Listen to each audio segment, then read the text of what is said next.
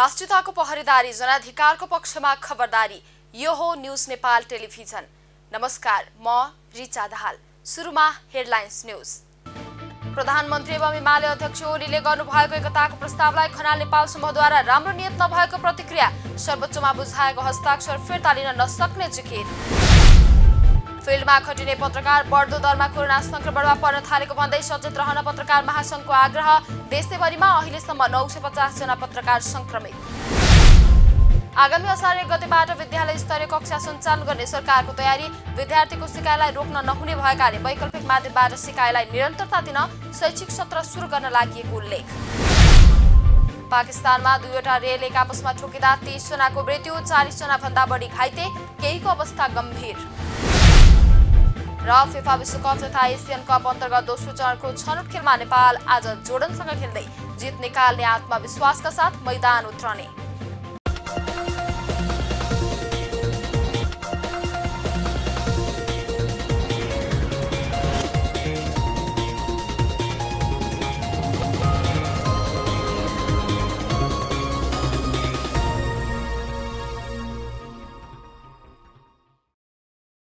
अब न्यूज विस्तारमा। सुरु गरौं एमाले अध्यक्ष केपी शर्मा ओलीले गर्नुभएको एकताको प्रस्तावलाई खनाल नेपाल समूहले राम्रो नियत नभएको प्रतिक्रिया दिएको प्रसंगबाट।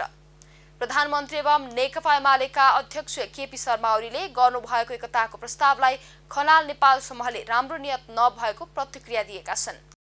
एकताको आह्वान राम्रो नियतबाट नआएको र यसमा धेरै षड्यन्त्रहरू रहेको खनाल नेपाल समूहका नेताहरूको आरोप छ। नेपाली कांग्रेसका सभापति शेरबहादुर देउवालाई प्रधानमन्त्री बनाउनका लागि दिएको समर्थन फिर्ता गर्नुपर्ने शर्त राखेकाले पार्टी अध्यक्ष एवं प्रधानमन्त्री केपी शर्मा ओली 2075 जेठ 3 पूर्वको अवस्थामा फर्कन तयार रहेको भनेर विश्वास गरिहाल्न नसकिने नेता युवराज केवारीले बताउनुभयो। उहाँले कुनै पनि हालतमा प्रतिनिधि सभा विघटनलाई मान्न नसकिने भन्दै अध्यक्ष ओलीको अर्को फन्दा मात्रै रहेको बताउनुभयो। ओलीको एकता आह्वानमा उल्लेख भएका 6वटै बुँदामाथि आवश्यक छलफल गर्नुपर्ने र षड्यन्त्रमूलक ढंगले एकता आह्वान गर्नुभएको उहाँको आरोप छ। त्यसैगरी नेकपा एमालेकी नेत्री रामकुमारी झाँक्रीले पार्टी अध्यक्ष केपी शर्मा ओलीबाट जारी गरिएको वक्तव्य पार्टी एकताका लागि नआएको टिप्पणी गर्नुभएको छ। आइतबार राति अध्यक्ष ओलीको वक्तव्यका बारेमा सामाजिक सञ्जाल मार्फत टिप्पणी गर्दै झाँक्रीले यो एक प्रकारले पार्टी एकता हुन नदिने डिजाइनका साथ आएको बताउनु भएको हो। उहाँले पार्टीको एकता खास उद्देश्यका लागि थियो र एकता भङ्ग पनि खास उद्देश्य पूरा गर्ने योजना अन्तर्गत ढंगले भएको कुरा दिनको घाम जस्तै गरिएको बताउनु भएको छ। उहाँले यो साँच्चै एकताको लागि गरिएको भए एकता गर्नुपर्ने दुई पक्ष बीचमा सहमति गरी वरिष्ठ नेता माधव नेपाल सहितको संयुक्त वक्तव्यको रूपमा आउनुपर्ने बताउनु भयो। एकतर्फी घोषणा गरेर एकता गर्न नखोजेको भन्दै उहाँले झुक्याउन, अल्मल्याउन र मिडिया कन्जप्सनको लागि मात्र वक्तव्य आएको दावी गर्नुभयो। झाँक्रीले लोकतन्त्रको रक्षाको लागि संविधानलाई क्रियाशील गराउन संसद पुनर्स्थापना गर्न आफूहरू अदालत गएको भन्दै हस्ताक्षर फिर्ता नलिने बताउनु भएको छ। उहाँले अध्यक्षको भ्रममा नपर्न सबैलाई अनुरोध समेत गर्नुभएको छ। प्रतिनिधि सभा विघटनका विषयमा सर्वोच्च अदालतमा परेका रिटमाथिको सुनवाई स्थगित भएको छ। आइतबारदेखि सुरु भएको सुनवाई हेर्दैमा लागि सोमबारका लागि सुनवाई तोकिएकोमा प्रधान न्यायाधीश चोलेन्द्र शमशेर राणा अस्वस्थ हुनुभएकाले स्थगित गरिएको हो। सर्वोच्चले सोमबार प्रकाशित गरिएको कज लिस्टमा संवैधानिक इजलासको सूची सार्वजनिक गरेको छैन। आइतबार पनि प्रधानमन्त्रीका कानून व्यवसायहरूले संवैधानिक इजलास गठनको विषयमा विवाद निकालेपछि विषयवस्तुमा इजलास प्रवेश गर्न सकेको थिएन। पुनर्गठित संवैधानिक इजलासमा प्रधान न्यायाधीश राणा सहित दीपक कुमार कार्की, मीरा खड्का, ईश्वर प्रसाद खतिवडा र डाक्टर आनन्द मोहन भट्टराई रहनु भएको छ। तर यो इजलासबाट निष्पक्ष फैसला आउनेमा सरकारी पक्षले आशंका गर्दै आएको छ। सरकारको कानूनी सल्लाहकार रहने महाधिवक्ता रमेश बडाल सहित सरकारी पक्षका वकिलहरूले इजलासबाट कार्की र भट्टराईलाई हटाउन माग गरेका थिए। आइतबार सरकारी पक्षबाट यो माग उठेपछि प्रधान न्यायाधीश राणाले मानहानिको मुद्दा चलाउने चेतावनी दिनुभएको थियो। सरकारले आगामी असार 1 गतेबाट विद्यालय स्तरीय कक्षा सञ्चालन गर्ने भएको छ। आइतबार शिक्षा विज्ञान तथा प्रविधि मन्त्री कृष्णगोपाल श्रेष्ठले मन्त्रालयका उच्च पदस्थ अधिकारीहरूसँग छलफल गर्दै वैकल्पिक विधि प्रयोग गरेर शैक्षिक सत्र कक्षा सञ्चालन गर्ने निर्णय गरेको छ। शैक्षिक सत्र सञ्चालन र व्यवस्थापन गर्न स्थानीय तहलाई सम्पूर्ण अधिकार रहेकाले वैकल्पिक सिकाइ कार्यविधि कार्यान्वयन गरी कक्षा सञ्चालन गर्न सकिने मन्त्रालयले बताएको छ। शिक्षा, विज्ञान तथा प्रविधि मन्त्रालयका प्रवक्ता तथा सहसचिव दीपक शर्माले विद्यार्थीको सिकाइलाई रोक्न नहुने भएकाले भौतिक रूपमा पठन पाठन गर्न सम्भव नभए पनि वैकल्पिक माध्यमबाट सिकाइलाई निरन्तरता दिन शैक्षिक सत्र सुरु गर्न लागि बताउनुभयो। त्यसो भने चाहिँ असार 1 गतेदेखि नयाँ शैक्षिक सत्र सुरु हुने भयो अनि त्यसको पनि एउटा फ्लेक्सिबल के हो भने हामीले 2 वर्षमा 2 शैक्षिक सत्र सक्ने गरेर त्यसको एउटा टाइमलाइन चाहिँ असार 1 गते राख्यौँ। अनि त्यसपछि हामीले वैशाखसम्म चाहिँ नि पठन पाठन हुन्छ, जेठमा परीक्षाहरू हुन्छन् विद्यालयका, असारबाट हामी जान्छौँ भन्ने तयारीमा हामी थियौँ। यो बिचमा हाम्रो चाहिँ नि लकडाउनको अवस्था नभए पनि अब निषेधाज्ञा हो भनौँ न, विद्यालयहरू चाहिँ बन्द भए। विद्यालयहरू बन्द भइसकेपछि भौतिक रूपमा विद्यार्थीको परीक्षा लिने स्थितिहरू सम्भव भएन। अनि अहिले हामीले त्यो विषय समीक्षा गऱ्यौँ। समीक्षा गर्दै जाँदा के भयो भने हाम्रो चाहिँ विभिन्न अवस्था देखियो। कहीँ विद्यालयहरूले सबै किसिमका परीक्षाहरू लिएर सम्पन्न गरेर उहाँहरूले विद्यार्थीको मूल्याङ्कन सबै गरिसक्नु भएको छ। कहीँ बिचैमा रोकिएका छन्, कहीँ चाहिँ सुरु नभएको अवस्था पनि छ। अब यो अवस्थामा कसरी जाने भन्दा विद्यार्थीलाई केही न केही सिकाइमा त लैजानु पर्यो। सिकाइ त रोक्ने कुरो होइन, हामीले यो छुट्टी दिने भन्ने विषयको कन्सेप्ट पनि होइन। त्यसपछि हामीले अहिले भौतिक रूपमा कार्य गर्न नसक्ने, भौतिक रूपमा विद्यार्थीहरूलाई विद्यालयमा पठन पाठन गर्न नसक्ने भएपछि हामीले चाहिँ नि वैकल्पिक तरिकाको सिकाइलाई निरन्तरता दिनुपर्छ भन्ने कुराहरू भयो।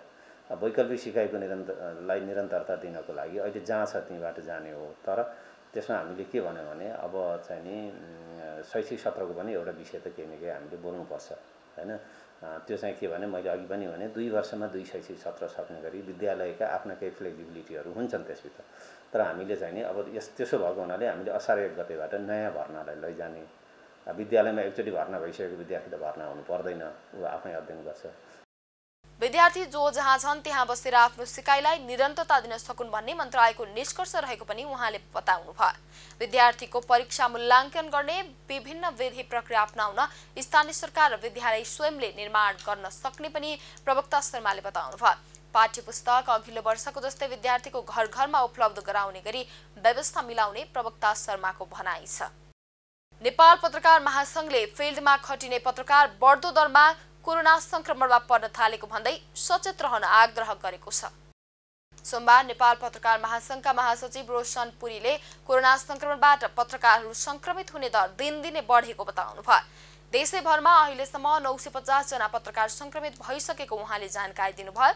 यसरी संक्रमित भएका मध्ये 19 जनाले ज्यान गुमाइसकेको महासचिव पुरीले बताउनुभयो। हाल 200 जना भन्दा बढी सक्रिय संक्रमित पत्रकारहरू रहेको पनि महासचिव पुरीले जानकारी दिनुभयो। हाम्रो 13,184 जना महासंघका सदस्य मध्ये 950 जनामा कोरोना संक्रमण भयो। यो पहिलो र दोस्रो लहरको हो। दोस्रो लहरमा अलि धेरै साथीहरू संक्रमित हुनुभयो। अहिलेसम्म 19 जना पत्रकार साथीहरूको मृत्यु भएको छ भने अहिले पनि तपाईँ र म अहिले कुराकानी गरिरहँदा 200 जना पत्रकारहरू सक्रिय संक्रमित छन्। त्यसमध्ये 30 जना पत्रकारहरू अस्पताल भर्ना हुनुभएको छ भने 1 जना पत्रकार चाहिँ आइसियुमा हुनुहुन्छ। बाँकी अन्य पत्रकारहरू चाहिँ घरमै आइसोलेसनमै बसेर स्वास्थ्य लाभ गरिरहनु भएको छ। संक्रमण मुक्त भएका पत्रकार साथीहरू पनि रिकभर हुने क्रममै हुनुहुन्छ। उहाँहरूलाई त्यो संक्रमण पछिको अवस्थाले गर्दाखेरि उहाँहरू पनि राम्रोसँग काममा फर्किन सक्ने वातावरण अझै बनेको छैन। पत्रकार महासंघले महामारी सुरु भइसकेपछि सबैभन्दा पहिलो त स्वास्थ्य उपकरण, स्वास्थ्य सहित, स्वास्थ्य सुरक्षा सहित तपाईहरु रिपोर्टिङमा जानुस्, यसरी रिपोर्टिङ गर्नुस्। यसरी गर्दा चाहिँ स्वास्थ्यमा गम्भीर संकट आउँदैन, तपाईहरु संक्रमित हुनबाट जोगिनुहुन्छ भनेर एउटा गाइडलाइन्स बनाएर पत्रकार महासंघले जारी गरेको छ। पत्रकार महासंघले फिल्डमा समाचार संकलन गर्ने पत्रकारहरूले स्वास्थ्य मापदण्डलाई अपनाउन पनि आग्रह गरेको छ। कोरोना संक्रमणको तेस्रो लहरको जोखिम पनि सँगसँगै आउने भएकाले पत्रकारहरूले आपतकालीन अवस्थामा चाहिने अत्यावश्यक सामग्री राख्न पत्रकारहरूलाई आग्रह गरेको छ। महासंघले जिल्ला शाखाबाट पनि समन्वय र सहयोग गर्ने भन्दै महासंघको सूचनाको सञ्जालमा आउन आग्रह गरेको छ। कोरोना संक्रमणको जोखिम बढिरहेका बेला पत्रकारहरूको श्रमसँग जोडिएका समस्या उजुरीको रूपमा महासंघमा आउन थालेको महासचिव पुरीले बताउनुभयो। महासंघमा उजुरी परेका 50 जना पत्रकारहरू मध्ये 29 जनाको समस्या समाधान भएको बताउनुभयो। पछिल्लो समय पत्रकारको श्रमसँग जोडिएको समस्या महासंघ एक्लैले गर्न नसक्ने भएकाले सरकारले समेत अग्रसरता देखाउनु पर्ने आवश्यकता रहेको महासंघले निष्कर्ष निकालेको पनि उहाँको भनाइ छ। सरकारले पत्रकार र श्रमसँग जोडिएको कानुनको प्रभावकारी कार्यान्वयन गराउने हो भने समस्या समाधान छिटो हुने महासचिव पुरीले बताउनुभयो। विदेशीहरूको भाषा जस्ताको तस्तै अनुसरण गर्दा हाम्रो मुलुकमा अनावश्यक राजनीतिक विवाद हुने गरेको छ। यति बेला उपप्रधानमन्त्री राजेन्द्र महतोको अभिव्यक्तिले यसरी नै विवाद उत्पन्न गरेको छ। यो विवादको जड के हो भन्ने सन्दर्भमा प्रस्तुत छ पत्रकार बिन्दुकान्त घिमिरेको टिप्पणी।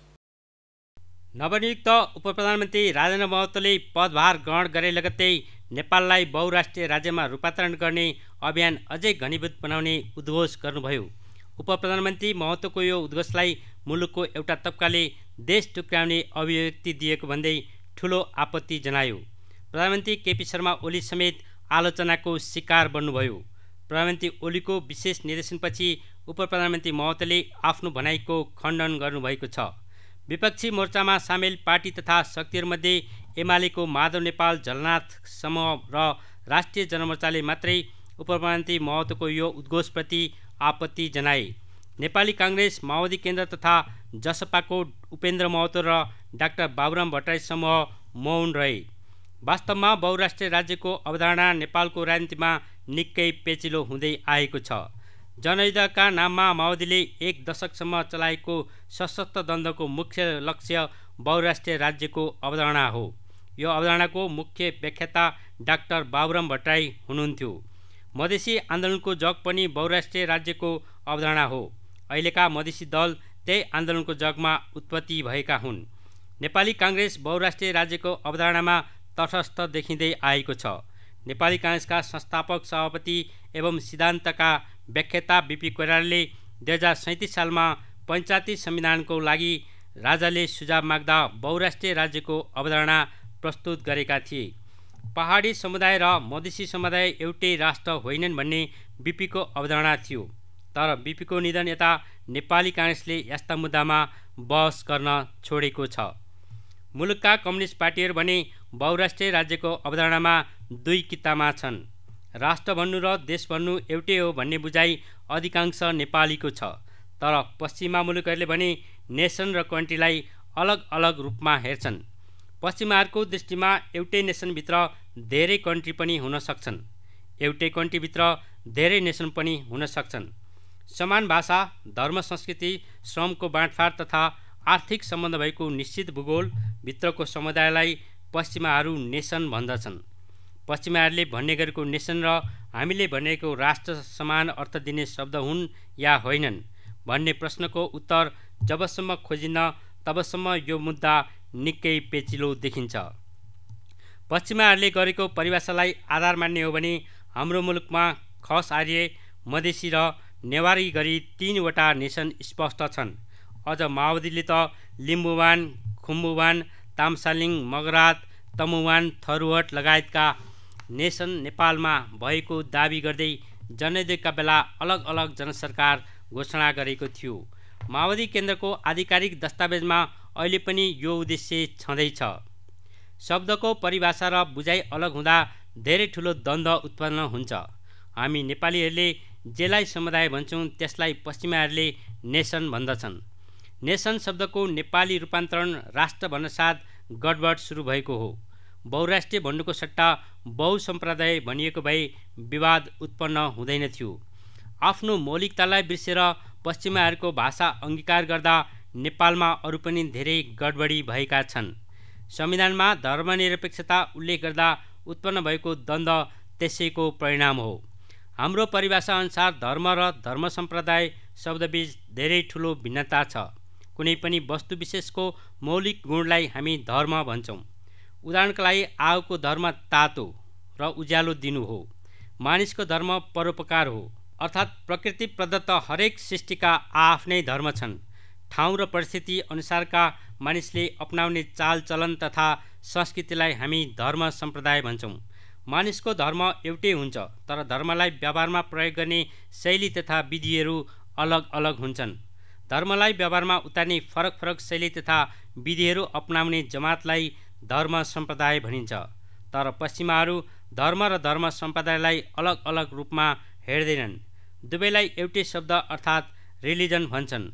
आफ्नो बुझाइका आधारमा उनीहरूले छिमेकी देश भारतलाई धर्मनिरपेक्ष मुलुक भने। त्यसैको नक्कल गर्दै हाम्रो संविधानमा पनि धर्मनिरपेक्ष उल्लेख गरियो। धर्मनिरपेक्षको ठाउँमा धर्म सम्प्रदाय निरपेक्ष भनिएको भए यस्तो विवाद आउँदैनथ्यो।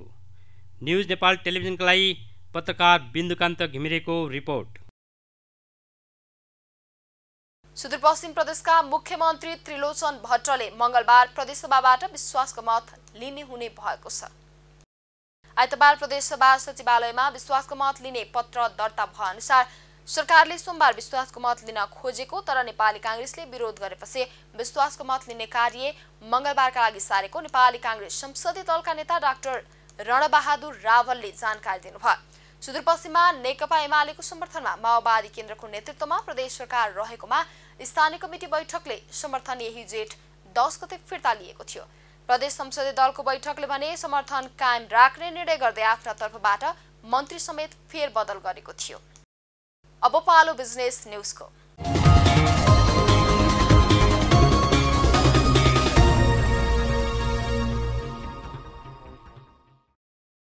निवर्तमान भूमि व्यवस्था सहकारी तथा गरिबी निवारण मन्त्री डाक्टर शिवमाया तुम्बाहाम्फेले आफ्नो कार्यकालमा व्यक्तिले आफ्नो नाममा लागेको सरकारी जमिनहरू सरकारको नाममा फिर्ता गर्न सफल भएको बताउनु भएको छ।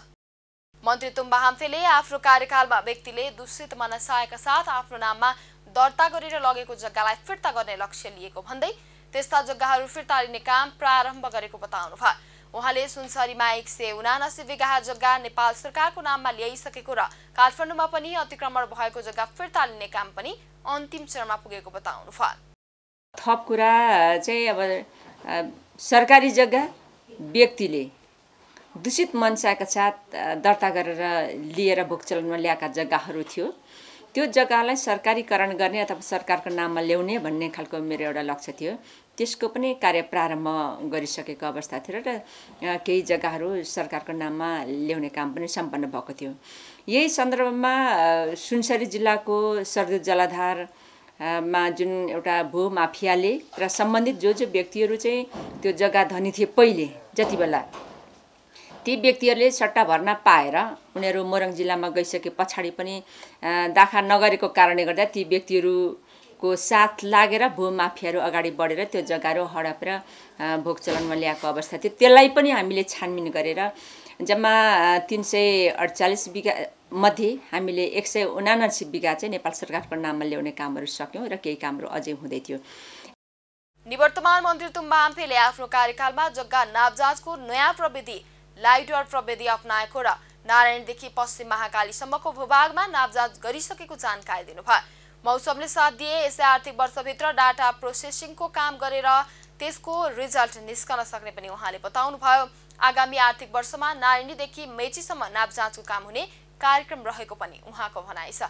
उहाँले विभिन्न अनलाइन प्रविधिको सुरुवात गरेको पनि बताउनुभयो। उहाँले भूमि मन्त्रालय अन्तर्गत केही सेटिङको प्रयास हुने गरेको भन्दै त्यस्तो प्रकारको सेटिङलाई आफूले तोडेको पनि बताउनुभयो।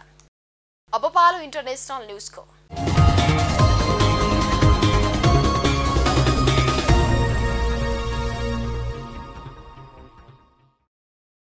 पाकिस्तानमा दुईवटा रेल एक आपसमा ठोकिँदा 30 जनाको मृत्यु भएको छ। पाकिस्तानको सिन्ध प्रान्तमा दुईवटा रेल आपसमा ठोकिएको हो। दुर्घटनामा कम्तीमा पनि 40 जना घाइते भएको स्थानीय सञ्चार माध्यमहरूलाई उद्धृत गर्दै बीबीसीले जनाएको छ। रेडियो पाकिस्तानका अनुसार केहीको अवस्था गम्भीर रहेकाले ज्यान गुमाउनेको संख्या बढ्न सक्ने अनुमान गरेको छ। रेलका डब्बामा फँसेकाहरूको उद्धारका लागि उद्धार टोली खटिएको छ। रावलपिण्डीबाट कराचीका लागि छुटेको सर सैयद एक्सप्रेस र कराचीबाट सरगोदका लागि छुटेको मिल्लत एक्सप्रेस ठोकिएका हुन्। दुर्घटनामा मिल्लत एक्सप्रेसको 8 र सर सैयद एक्सप्रेसको इन्जिनियर समेत गरी 3वटा डब्बा रेलको लिकबाट उछिटिएको छ। दुर्घटनामा भएको रेलको लिकमा अहिले आवतजावतमा रोक लगाइएको छ। नाइजेरियाको उग्रवादी समूह बोको हरामका नेता अबु बकार सेकाउले आफ्नो ज्यान आफै लिएको एउटा विपक्षी लडाकु समूहले एउटा अडियो रेकर्डिङमा बताएको छ। समाचार संस्थाहरूले प्राप्त गरेको उक्त अडियो रेकर्डिङमा दुईवटा समूहबीचको लडाईँपछि सेकाउले आफैलाई विस्फोटन गराएको इस्लामिक स्टेट वेस्ट अफ्रिकालाई उद्धृत गर्दै बीबीसीले जनाएको छ। सेकाउ अघिल्लो महिना पनि मारिएका विवरण आएको थियो। त्यसअघि पनि उहाँको मृत्यु भएको समाचारमा जनाइएको थियो। बोको हराम वा नाइजेरियाको सरकार कसैले पनि उनको मृत्युलाई पुष्टि गरेका छैनन्।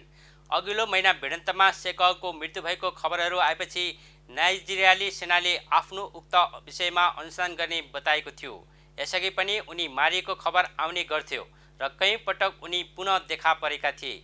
सन् 2009 मा बोको हरामका संस्थापक आफ्ना पिता मोहम्मद युसुफलाई प्रहरीले मारिदिएपछि उनले उक्त समूहको नेतृत्व गरेका थिए।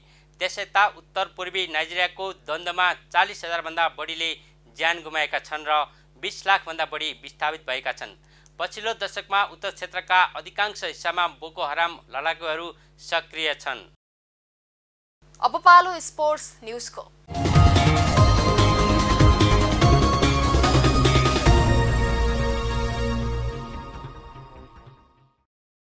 फिफा विश्वकप सन् 2022 तथा एशियन कप सन् 2023 अन्तर्गत दोस्रो चरणको छनौट खेलमा नेपालले आज जोर्डनसँग खेल्दैछ।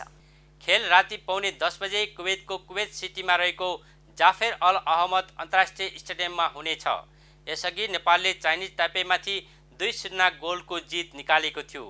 आज पनि उच्च मनोबलका साथ मैदानमा उत्रिने तयारी भएको नेपाली राष्ट्रिय फुटबल टिमका मुख्य प्रशिक्षक अब्दुल्लाह अलमुतारीले बताएका छन्। चाइनिज ताइपेलाई हराउनु अघि इराकसँगको मैत्रीपूर्ण खेलमा नेपाल 6-2 गोल अन्तरले पराजित भएको थियो। जोर्डन पनि आज नेपाललाई हराएर विश्वकपमा छनौट हुने आशा जीवित राख्न चाहन्छ। नेपालले अब आगामी शुक्रबार अस्ट्रेलियासँग खेल्नेछ। छनौटको समूह बीमा रहेको नेपालले 6 खेलमा 6 अङ्क जोडेको छ। नेपाल तालिकाको चौथो स्थानमा रहेको छ। जोर्डन 5 खेलमा 10 अङ्क जोडेर तेस्रो स्थानमा रहेको छ। पोर्चुगलको युवा टोलीलाई हराउँदै जर्मनी युरो अन्डर 21 च्याम्पियनसिपको च्याम्पियन बनेको छ। स्लोभेनियामा गैराती भएको खेलमा पोर्चुगललाई 1-0 ले पराजित गर्दै जर्मनीले उपाधि जितेको हो। जर्मनीलाई च्याम्पियन बनाउन लुकास एनएच मेचाले दोस्रो हाफमा गरेको गोल नै निर्णायक बन्यो। जर्मनीले लगातार तेस्रो सिजन फाइनलको यात्रा तय गर्दा दोस्रो पटक च्याम्पियन बन्न सफल भएको हो। जर्मनी 2017 को च्याम्पियन बन्दा 2019 मा स्पेनसँग 2-1 ले पराजित भएको थियो। पोर्चुगल तेस्रो पटक फाइनलमा पुगे पनि उपाधिबाट विमुख पुनः पुग्यो। पोर्चुगलले 1994 र 2015 मा फाइनल खेलेको थियो। पोर्चुगल 1994 मा इटालीसँग अतिरिक्त समयमा 1-0 ले तथा 2015 मा स्विडेनसँग पेनाल्टी सुटआउटमा 4-3 ले पराजित भएको थियो। हामी न्यूज बुलेटिनको अन्त्यमा आइपुगेका छौं। जाँदा जाँदै हेडलाइन्स न्यूज पुनः एकपटक।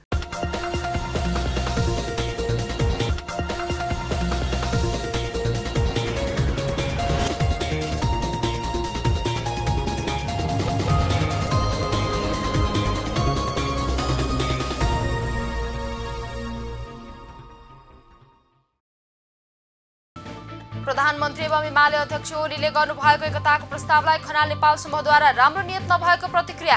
सर्वोच्चमा बुझाएको हस्ताक्षर फिर्ता लिन नसक्ने जिकिर। फिल्डमा खटिने पत्रकार बढ्दो दरमा कोरोना संक्रमणमा पर्न थालेको भन्दै सचेत रहन पत्रकार महासंघको आग्रह।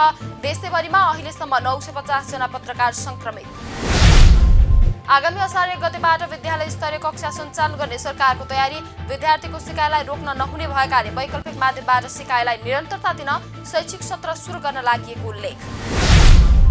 पाकिस्तानमा 2वटा रेल एक आपसमा ठोकिँदा 30 जनाको मृत्यु, 40 जना भन्दा बढी घाइते, केहीको अवस्था गम्भीर। र फिफा विश्वकप तथा एशियन कप अन्तर्गत दोस्रो चरणको छनौट खेलमा नेपाल आज जोर्डनसँग खेल्दै जित निकाल्ने आत्मविश्वासका साथ मैदान उत्रने।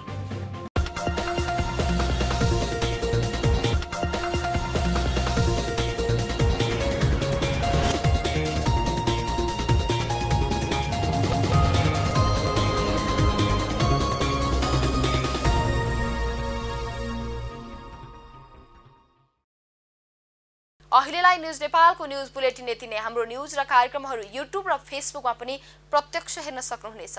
राष्ट्रियताको पहरेदारी, जनाधिकारको पक्षमा खबरदारी। हेर्दै रहनुहोला न्यूज नेपाल टेलिभिजन। नमस्कार।